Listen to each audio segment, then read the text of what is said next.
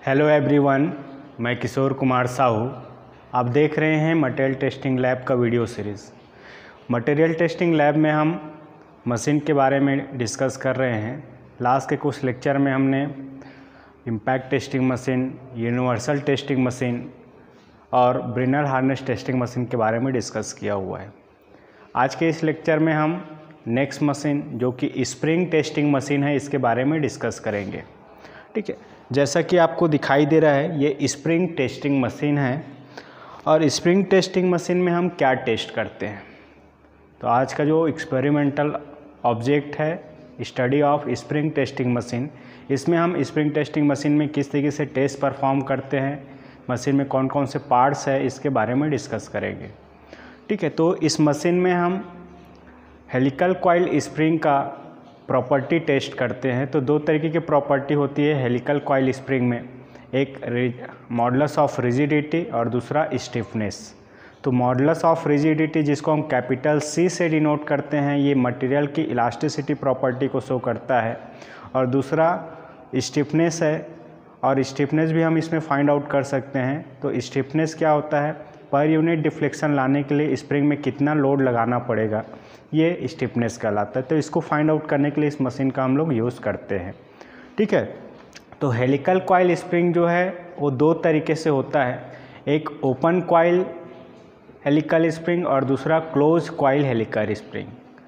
ठीक है, तो क्लोज कॉइल और ओपन कॉइल में क्या डिफरेंस है, जैसे कि आपको ये स्प्रिंग दिखाई दे रहा है, तो ये कॉइल हेलिक्स शेप में, तो हेलिकल कॉइल स्प्रिंग है।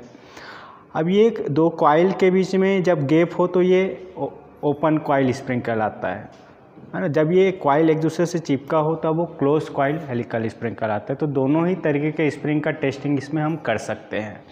ठीक है, तो सबसे पहले हम डिस्कस करते हैं इस मशीन में कौन कौन से पार्ट्स है। तो बेसिक ये बेस आप देख रहे हैं, बेस के अंदर में गियर बॉक्स है। और गियर बॉक्स में हम इसमें कौन सा गियर बॉक्स यूज़ करेंगे, एक व्हील गियर इसमें लगा हुआ है और दूसरा इसमें पिनियन रैक लगा हुआ है। तो रैक और पिनियन का अरेंजमेंट इसमें है। इस हैंडल की सहायता से हम गियर या पिनियन को रोटेट करते हैं, जिसकी सहायता से ये रैक जो है अप और डाउन इस तरीके से इसमें मोशन होता है। ठीक है, तो मोशन होता है, तो मोशन होने की सहायता से आप देखेंगे यहाँ पे दो कंप्रेशन प्लेटें लगे हुए हैं। इसमें पिनियन और रैक का अरेंजमेंट है। इस हैंड व्हील की सहायता से हम पिनियन को रोटेट करते हैं, और पिनियन रोटेट होने के बाद उसके साथ ये जो रैक आपको दिखाई दे रहा है अप और डाउन डायरेक्शन में, ये रेसिप्रोकेटिंग मोशन करता है।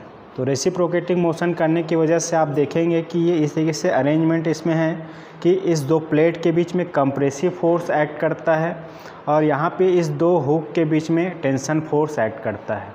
ठीक है, तो ये पूरा अरेंजमेंट है। दो कंप्रेशन प्लेटें यहाँ पे लगे हुए हैं, यहाँ पे दो हुक है, और ये कॉलम आप बोल सकते हैं, इस मशीन का कॉलम है। और यहाँ पे डायल इंडिकेटर है, जिसमें 0 से 100 kg तक का रीडिंग आपको मिलेगा। तो मैक्सिमम जो कैपेसिटी है इस मशीन का वो 100 kg है। हम कितना फोर्स लगाएंगे यहाँ से उस रीडिंग को नोट करना है, केजी में मिलेगा, हम उसको न्यूटन में कन्वर्ट कर सकते हैं। ठीक है, तो इस तरीके से इसमें हम दो तरीके से टेस्ट परफॉर्म करते हैं, एक होता है कंप्रेशन टेस्ट और दूसरा होता है टेंशन टेस्ट। ठीक है, तो कंप्रेशन टेस्ट किस में करेंगे, तो कोई भी ओपन कॉइल स्प्रिंग है तो इसमें हम कंप्रेसिव फोर्स लगा सकते हैं, और इसका यूज़ ऐसे जगह पे यूज़ करते हैं जहाँ पे कंप्रेसिव लोड एक्ट करता हो। ठीक है, तो इसमें हम कंप्रेशन टेस्ट करते हैं। याद रखिए, ओपन कॉइल स्प्रिंग में हमेशा कंप्रेशन टेस्ट होगा। अगर ये कॉइल चिपका हुआ हो तो उसमें टेंशन फोर्स लगता है। तो जब क्लोज कॉइल हेलिकल स्प्रिंग होगा तो उसमें हम टेंशन फोर्स लगाएंगे, और उसका हम टेंशन टेस्ट इस मशीन में करते हैं। ठीक है, तो सबसे पहले बात करते हैं हम टेंशन टेस्ट कैसे परफॉर्म करेंगे इस मशीन में। तो जो भी स्प्रिंग हमारे पास होगा, क्लोज कॉइल हेलिकल स्प्रिंग, उन दोनों उस स्प्रिंग को हम इस दोनों हुक की सहायता से यहाँ पे अटैच करेंगे। ये दो हुक है, तो याद रखिए जब टेंशन टेस्ट करोगे तो इस हुक पे आपको स्पेसिमेन को फिट करना है। ठीक है, तो फिट करने के बाद हम क्या करेंगे, इस हैंड व्हील को रोटेट करेंगे एंटी क्लॉकवाइज डायरेक्शन में और इसमें टेंशन फोर्स ऐड करेगा। टेंशन फोर्स ऐड करेगा, कितना टेंशन फोर्स ऐड किया हम यहाँ से नोट डाउन कर लेंगे। ठीक है, टेंशन फोर्स ऐड किया तो फोर्स पे कितना इसमें डिफ्लेक्शन आ रहा है इसको हम नोट करेंगे। तो 2 रीडिंग आपको नोट करना है, एक तो कितना लोड हमने अप्लाई किया, उस लोड पे कितना यहाँ पे लंबाई में परिवर्तन आया या डिफ्लेक्शन हुआ। ठीक है, तो ये चीज़ हम करते हैं। उसी तरीके से जब आप कंप्रेशन टेस्ट करेंगे तो कंप्रेशन टेस्ट के लिए हम ओपन कॉइल हेलिकल स्प्रिंग को लेंगे। तो ओपन कॉइल हेलिकल स्प्रिंग जैसे हमारे पास अवेलेबल है तो इसको हम लोग इस 2 कंप्रेशन प्लेनेट के बीच में रखते हैं। ठीक है, इस तरीके से रखना है और ये प्लेट स्प्रिंग के साथ बिल्कुल कांटेक्ट में होना चाहिए। कांटेक्ट में होने के बाद हम लोग क्या करते हैं, इस हैंड व्हील को एंटी क्लॉकवाइज डायरेक्शन रोटेट करेंगे और रोटेट करेंगे तो ये प्लेट के बीच में कंप्रेसिव फोर्स ऐड करेगा। ठीक है, कंप्रेसिव फोर्स ऐड करेगा, कितना फोर्स ऐड कर रहा है यहाँ से हमें रीडिंग नोट करना है और साथ ही साथ ये लंबाई हमें मेजर कर लेना है, कितना इसमें लंबाई में चेंज आ रहा है।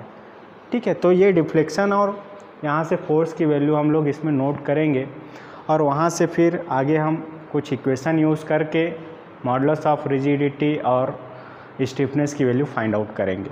ठीक है, तो ये टेंशन और कंप्रेशन टेस्ट कैसे किया जाता है उसमें मैंने आपको प्रोसीजर बताया। अब आगे इसमें मैं कैसे कैलकुलेट किया जाता है मॉडुलस ऑफ रिजिडिटी और स्टिफनेस, इसके बारे में थोड़ा सा बताऊंगा। ठीक है, तो मान लो हम ओपन कॉइल हेलिकल स्प्रिंग ले रहे हैं और इसका हमें मॉडुलस ऑफ रिजिडिटी और स्टिफनेस फाइंड आउट करना है। तो इसमें क्या करना पड़ेगा, तो सबसे पहली बात तो ये जो स्प्रिंग आप यूज़ कर रहे हैं इसका स्पेसिफिकेशन आपको पता होना चाहिए। तो सबसे पहली बात इसका मटेरियल कौन सा है ये हमें पता होना चाहिए। ये माइल्ड स्टील का स्प्रिंग है ना। दूसरी चीज़ ये कॉइल से बना हुआ है तो ये कॉइल कहलाता है। तो कॉइल का मीन डायमीटर क्या है, कैपिटल डी, ये हमें पता होना चाहिए। तो आउटर डायमीटर और इनर डायमीटर इसको हम वर्नियर कैलिपर्स की सहायता से मेजर कर लेंगे, इनर और आउटर है ना। तो इनर और आउटर डायमीटर का एवरेज निकालेंगे तो मीन डायमीटर हमें मिलेगा कैपिटल डी, ये हम मेजर कर लेंगे।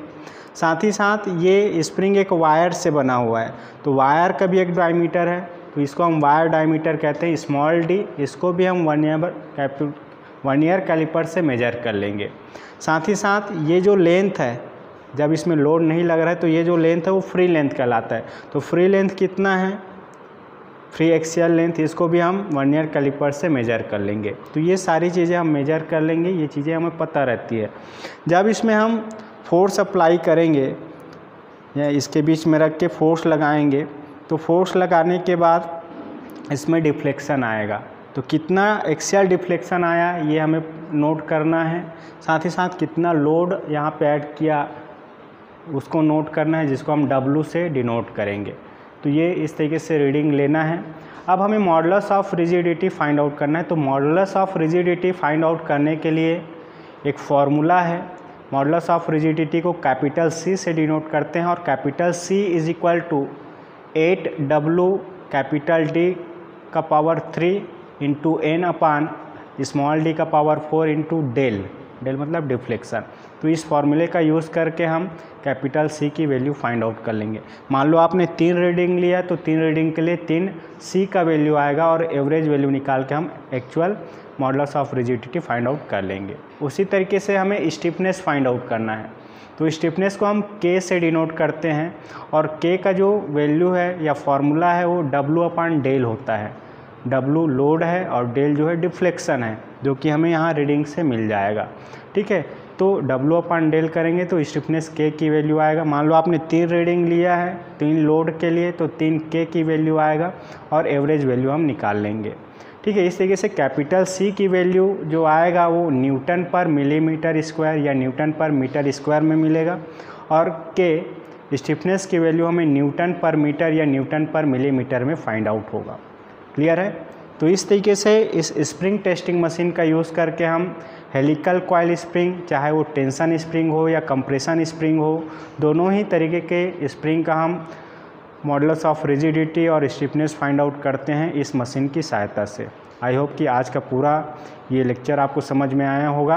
आज के इस लेक्चर में इतना ही। Thank you for watching this video. Keep smiling.